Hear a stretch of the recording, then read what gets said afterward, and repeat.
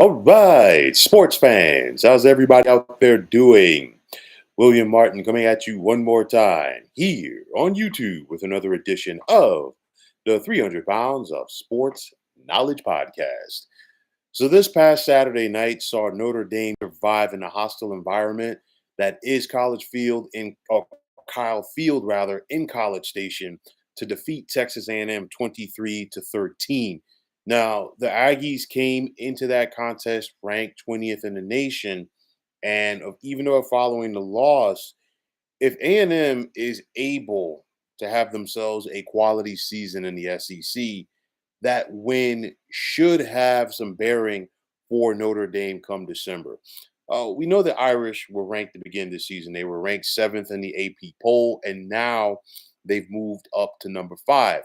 And you got Notre Dame. Clearly, they're trying to qualify for the college football playoff for the third time in their school's history. And of course, like the other heavyweights of the sport, unlike the other heavyweights of the sport, rather, Notre Dame is an independent, and of course, they do not have a conference championship game to win and lean on. But you look at this and you look at how everything is breaking down. How easy, okay, is Notre Dame's path to get to the college football playoff? And I say this because after losing to Notre Dame, A&M just fell out of the top 25 altogether. While as of right now, the only other opponent on the schedule for the Fighting Irish this season that is currently ranked would be USC. This Saturday, rather, Notre Dame host Northern Illinois in their home opener, and in that contest, the Irish, today at least, were favored by 28 points. Now, aside from Georgia Tech and Louisville, SC really appears to be the only formidable foe remaining for Notre Dame on the schedule. Coming into this season, it looked like that Florida State game on November 9th was going to be a big one in South Bend. But right now, the Seminoles appear to be a team in shambles. Okay. So if you're Notre Dame, all you really have to do is try to be ranked in the top 10 of the final rankings, and you'll be able to get into that field of 12.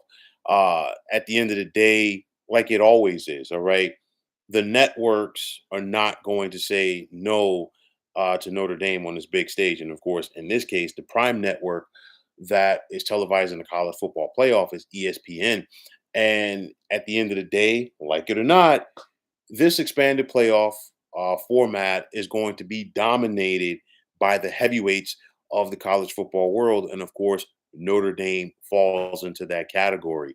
Looking at things, you can expect the Irish to be favored in each contest for the rest of the season. I mean, you're looking at it.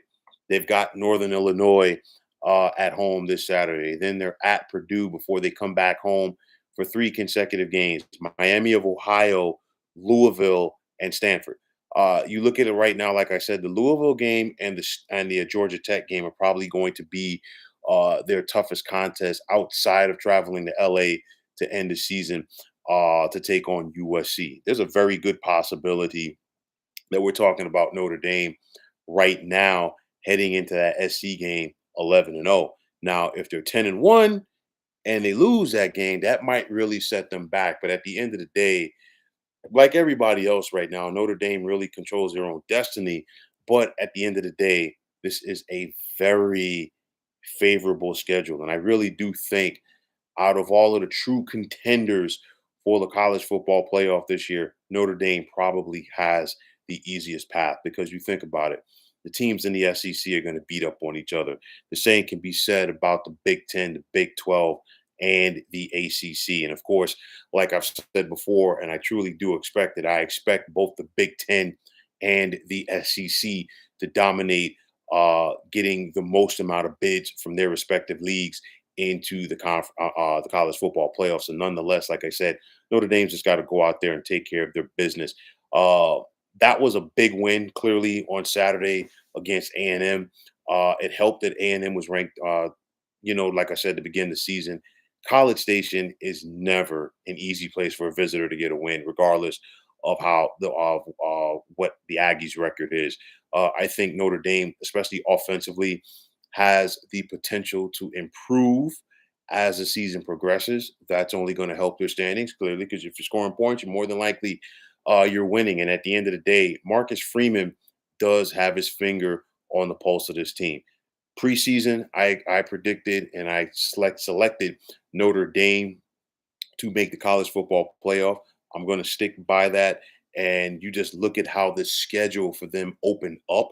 A, after they were able to beat A&M, and then B, with how things have declined so rapidly for Florida State. So getting back to it, good start for the Fighting Irish. They're going to have some confidence uh, coming off of that road win against Texas A&M. I don't foresee a letdown this weekend against Northern Illinois. I think Notre Dame is going to be picking up steam week by week. And I do think that when it's all said and done, they're going to be one of the top teams. Clearly can't be the top one of the top four because they won't be a conference champion. But nonetheless, like it is in the pros, like it is in the NCAA tournament, just get in and anything can happen. So, like I said, Notre Dame, they're in prime position. Let's see if the Irish will just simply take care of their business and get to the playoff. So, folks, that is going to wrap it up. And as always, I want to take this time out to thank all of you for tuning into the 300 Pounds of Sports Knowledge podcast here on YouTube. I want to take this time out to thank all of you fine folks out there for tuning in. And if you haven't already, please feel free to subscribe to this channel. Now, if you're on the X, formerly known as Twitter, please feel free to follow me at 300 Pounds of Sports. And like I always say, if you follow me, it will be my pleasure to follow you right back. There's also the sports discussion group on Facebook at the Sports Depot 365. Now you can check it out. Drop a line and be a part of one of the better sports debating sites going on social media. So once again, fine folks, my name is William Martin, and I am signing off. And I'm saying take care and have yourselves a wonderful day.